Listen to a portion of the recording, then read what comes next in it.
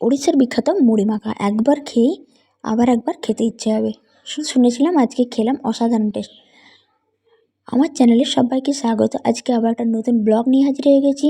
হঠাৎ করে আগের দিন রাত থেকে মেয়ের শরীর খারাপ, সর্দি হয়েছে, তার সাথে জ্বরও এসেছিলো। তো জ্বরের ওষুধ খাইয়েছিলাম, সর্দির ওষুধ, নাকের ড্রপ, তার সাথে থার্মোমিটার, যেটা খুব ইম্পর্টেন্ট, সেগুলো সব গুছিয়ে নিয়েছি। মেয়েকে রেডি করে দিয়েছি। এখন মেয়ের দেখো যেটাতে ওষুধের ফাইল আছে, মানে এই ফাইলের মধ্যে ভ্যাকসিনের পেপার সব কিছু আছে, এগুলো গুছিয়ে নিয়েছি।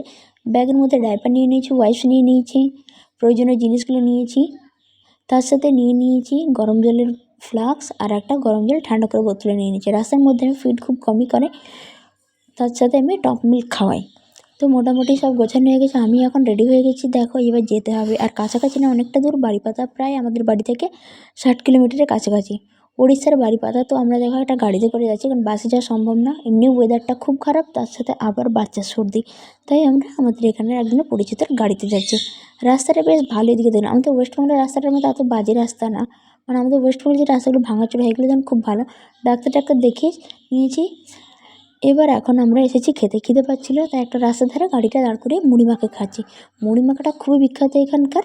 এখানে একটু ঘুগনির মতো তরকারি দেয়, তার সাথে দেয় পুদিনা না, ধনেপাতার চাটনি, আর চপ বা পেঁয়াজি মাখিয়ে দেয়। তারপর ভালো করে মাখিয়ে আমি ওকে বললাম আমি একটু ভিডিও বানাই, এটা কোনোদিন দেখিনি। বাচ্চাটা খুব ভালো, ওর মা, বাবা আর বাচ্চা 3 জনে মিলে দোকান করছে দেখলাম। তো মুড়িটা আমাদের মাখা হয়ে গেছে, আর এই দেখলে না হাঁড়িগুলোতে, এগুলোতে ঘুগনি আছে, প্রায় সব শেষের পথে। এখন প্রায় বাজে 12:30 একটা, বললো এখন শেষ হয়ে গেছে। আবার সন্ধেবেলা 5টা 5:30 থেকে নাকি শুরু হয়। এখানে দেখো শালপাতার ঠোঙা, এটা খুব ভালো লাগলো দেখে। আমাদের ওদিকে যেমন প্লাস্টিকের ঠোঙাতে দেয়, এখানে যেমন শালপাতার ঠোঙাতে দিয়েছে, আর শালপাতাটা কাঁচা, দেখতেও খুব সুন্দর। এখন এই মুড়ি মাখার সাথে দিয়েছে একটা পেঁয়াজি, তার সাথে দিয়েছে একটা বাঁধাকপির পকোড়া। আমি আর আমার দিদি, মানে আমার ননদ, আমরা দুজনে মিলে খেতে বসেছি। অলরেডি আমার দেওর খেয়ে নিয়েছে। তো খাওয়ার পর দেখো একটু আমি পেঁয়াজিটা ভেঙে দেখাচ্ছি। পেঁয়াজির মধ্যে পুরো পেঁয়াজে ভরা, মানে মনে হচ্ছে সামান্য পেঁয়াজ তা না। আর শালপাতাটা দেখো খুব সুন্দর মুড়িয়েছে, শালপাতার মোড়াটা খুব ভালো লেগেছে। ওই দেখলাম দোকানের পাশে অনেক শালপাতা রাখা, আমি জিজ্ঞাসা করলাম এটা কার, বললাম আমারই ইউজ হয়। আমি বললাম এই শালপাতাটা কতদিন চলবে, বলছে একদিনে শেষ হয়ে যায়। এই শালপাতার ঠোঙাটা বানাতে হলো 4টে পাতা দিয়ে ঠোঙা বানায়। আর দেখো সামনে দোকানটাতে বাংলা লেখা আছে। উড়িষ্যার অনেক দোকান আছে, মানে বিশেষত বড় বড় দোকানগুলোতে উড়িয়া, হিন্দি আর বাংলা লেখা থাকে। তো আমরা খাওয়া দাওয়া করে গাড়িতে বসে পড়েছি। আমার মেয়ে দেখো বাইরের দিকে দেখছে, ও তো বাইরে গেলে শুধু দেখতে থাকে, ওর খাওয়া দাওয়ার দরকার নেই। এমনি তো শান্ত, খাওয়ার জন্য কখনো কাঁদে না। তো যাই হোক, এইসব করে আমরা একটা গাড়ির ছিলাম, যার গাড়িতে যাচ্ছিলাম তার গাড়িটা একটু খারাপ আছে, মানে কোনো একটা জায়গায় কিছু হয়েছে, সেটা একটু ঠিক করবে। তো ওরা ঠিক করছে, আমি আর দিদি চলে এলাম ফুচকা খেতে। আমি বললাম উড়িষ্যার ফুচকা এবার ট্রাই করে দেখি। ফুচকাটা মোটামুটি খেতেই, কিন্তু টক জলের মধ্যে নুনের পরিমাণটা একদমই কম, আর টকটা অনেক বেশি ছিল। কিন্তু অনেকদিন পর ফুচকা খেলাম, মানে ওখানে হায়দ্রাবাদে গরম ফুচকা, যেটা আমার একদমই পছন্দ না, কিন্তু খেতে হয় বাধ্য।